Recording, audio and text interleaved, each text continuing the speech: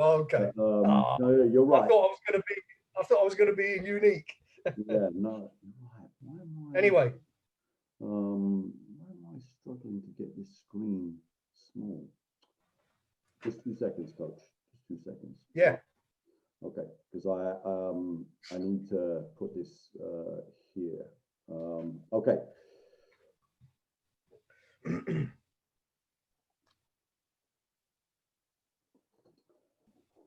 Hi, and welcome to episode 9 of the Pick and Pop podcast. Today, our guest is a true legend of British basketball coaching.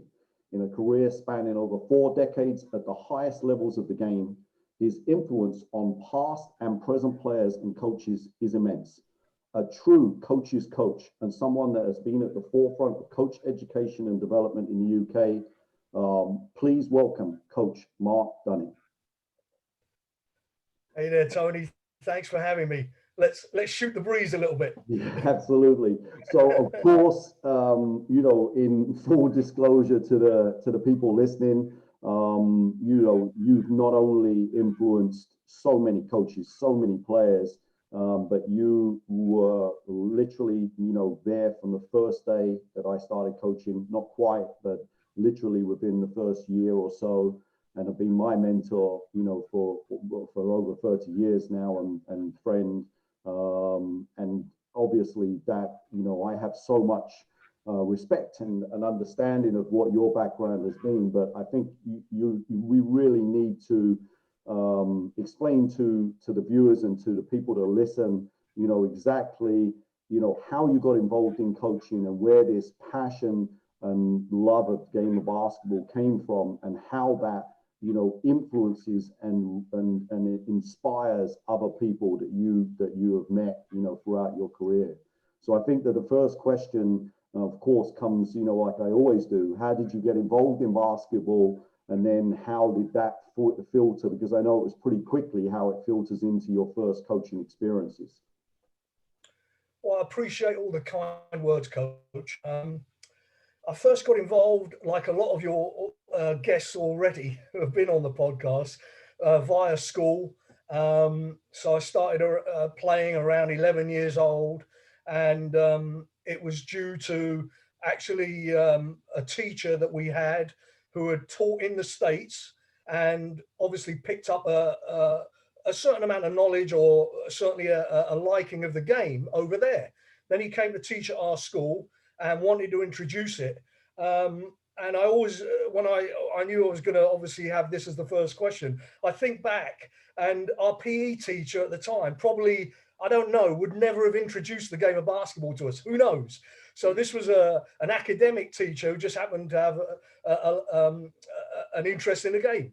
Anyway, obviously, I was at a boarding school, so I was able to practice like all the time.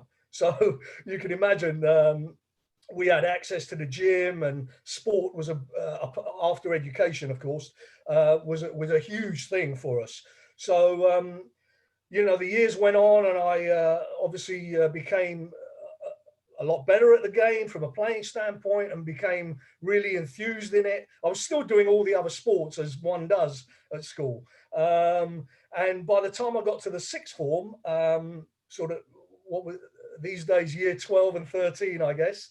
I was really immersed in the game by then, and I happened to be at school in Farnborough in Hampshire, and in that town there was a shop, a sports store called Force Sport.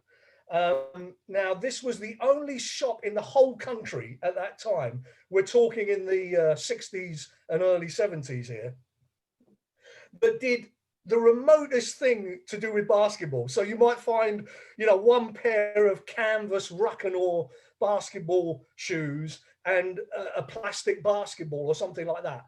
But more interestingly, the guy that owned the store was a gentleman by the name of George Whitmore, who had been a Great Britain international, and he was involved with the army. Aldershot was just down the road from Farnborough.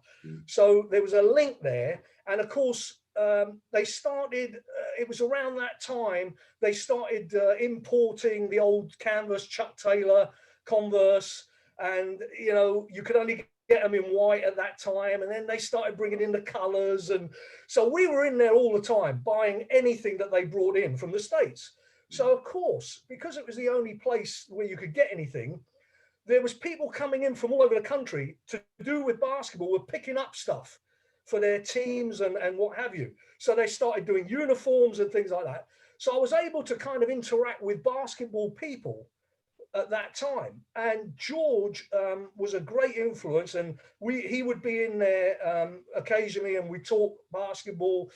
And he saw that there was a handful of us, there was actually 4 of us, who were really enthusiastic about the game, and he invited us to come and practice with him at the, I think the club was called the Aldershot Warriors. It had a link with the army, and I believe we'd have to go back to Coach Collins for this one. They might have been one of the early founder members of the National League. I'm not sure about that. So anyway, one of our number had a car. I remember it was an old Mini Traveller, and we'd pile in there. Of course, we were in the 6th form by this time. So he had just turned 17. He'd had his license. I was a bit younger than the others because I got a summer birthday.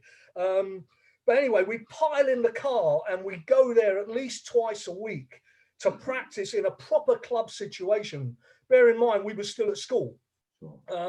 And obviously, we had just a normal 60 by 40 box gym at that time. And here we were in a proper full-size sports hall. It was called the Fox Gym in Aldershot. It's famous. Sprung wooden floor. We were in hog heaven already.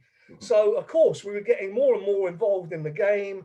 And that was kind of my real introduction to the kind of next step of realization that what the game was about. And then when I was in the 6th form, my final year, to sort of, obviously I know you want to be more contextual about the whole coaching history rather than anything else. Again, we progressed so much in terms of our playing standard, but also starting to get a little bit of a knowledge of the game. And our PE teacher, who I think he was soccer and track and field, he wasn't really basketball. He asked a couple of us, would we coach the first years, year 7s? Yeah. So that was my first sort of foray into coaching. And it was obviously something that I didn't know at the time that was going to light a spark in me. And of course, the exposure I was getting to the game via George and anybody else I was speaking to at the Aldershot Warriors and people who'd visit the store, the American link started to, again, get into my head. Yeah. So I found out, and I don't know how this happened, that there was a radio station, you'll know this, called the AFN, American Forces Network, which, and on that you could, if you tweak the dial of the old long wave radio, you had to be really sensitive, you could find it. Yeah. And of course they'd broadcast an NBA game or 2 a week and sometimes a college game. So there I was in the dormitory at school, under the covers, because you weren't allowed to have that, because of course the games would be at 1 or 2 a.m. in the morning, our time. Yeah. And I'd have my headphones in and I'd be listening to those ball games. So that was kind of the my first sort of years, if you like, involved in the game. So you went from the boarding school to university, and where did because at university you're playing, but you're starting to understand, where was this, did you start to formulate your coaching kind of, the desire to coach at university, and where were you leading into that? Let's go back a tad, because in my final year at school as well, because now we were kind of really getting into it, one of my friends and myself, he's the guy with the car, so we it must have been through George Whitmore, but we found out that we could do our level 2 coaching award and there was a course going on in London. So of course, being 6th form, you had a little bit of a free rein as long as you got permission. So we drove up to, I don't know where it was, but we drove to do our level 2 together. And it was there that the tutor was Brian Coleman. Now, of course, he had an influence on my early career, as he did with several of your guests you've had already. Absolutely, yeah. And many, I'm sure, that will come down the pike in future podcasts. But anyway, at that course, and I'm not sure about this, it's a bit vague, but it must have been that I met Jack Singer and Yehuda Mokaddez at those courses. Now, what about two of the legends of London basketball? Two legends, and of course they've already been mentioned by some of the old veterans that you've already had on. So people who regularly watch your podcast will start to formulate this, back in the day landscape of how the game was. Anyway, they invited myself and my buddy Len was his name to work the Harlow basketball camp. And this was 1975 or 76. You weren't even a twinkle, Coach, in anybody's eye at that point. So, yes. So we were there. And that was a proper camp. I'm sure there was, I've got a couple of old photos. I think you've seen them, of the coaching staff. And there we were, young. I must have been 17 going on 18, and my buddy was already 18. And we'd already passed our level 2. We also did I won't say this too loud, the level 3 or grade 3 referees course, which we both passed. And, that was my first introduction into kind of really getting into coaching. And even at that point, Coach, I didn't know that I wanted to be, what I turned into being in terms of coaching. I just knew that I loved the game already at that point, and I had a passion for being involved in it and being surrounded by it already. So that was my first. So to answer your question, then when I got to college, I was already playing for local league teams in West London. So there was a slight kind of overlap when I was at college to ending up coaching one of those local league teams. Now, you'll know this, but the leagues in and around London at that time, Middlesex League, London League, Capital League in particular, and there'll be folks listening to this who can, reminisce about those times. Coach, the standard was off the charts because there was only one league, semi-pro at that time. Yeah. The other leagues weren't really what we think of today as the NBL.